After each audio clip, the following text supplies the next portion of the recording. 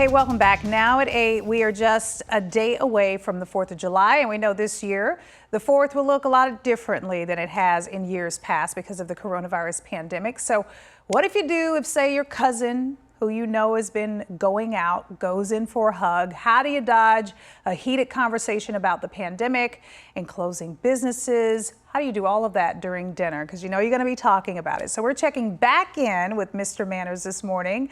Our signals didn't align yesterday. I sent you a text, but it looks like we are good today, right? Fingers crossed. You know, I would never Crossed. ghost you and all my friends at GMAZ. Thank you. I don't think you would. I was just joking. I called you rude. I was like, that's rude. Anyways, you're back. Okay, let's talk about this because there's a lot to cover here. I had a conversation with a very good friend of mine last night, and she started to go on and on about how she thinks this whole thing is a hoax. She started talking about how news people are the problem. And I go, I'm going to hang up on you. I'm assuming that's not how you handle these awkward conversations. How do you do it? I like the fact at least that conversation was happening live, right? It was not happening offline. It was not a social media conversation where so much context can be lost.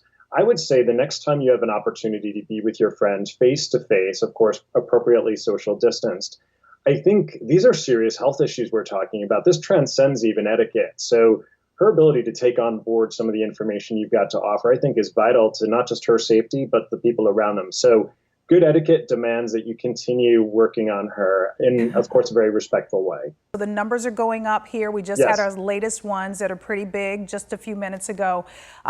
You go to somewhat of a gathering because it is July 4th and somebody goes in for a handshake, or maybe you feel people aren't socially distanced for your comfort level. How do you handle that? Right. So old habits we know die hard. We've spent our entire lives giving out a hand by means of showing that we're friendly and that we're approachable.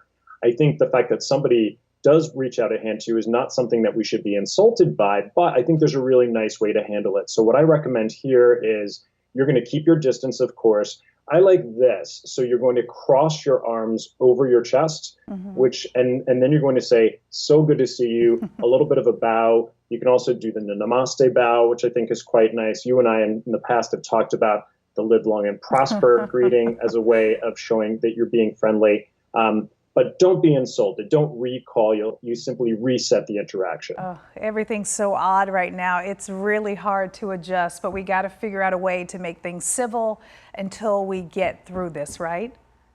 Absolutely. That's the key. And, you know, the etiquette really is changing on this week to week. So it's crucial that we be as understanding as we can. And look, we want our social lives, but even more so, we want our lives. That's true. And the etiquette tweaks that we can make now, I think, really will make a huge difference for everyone.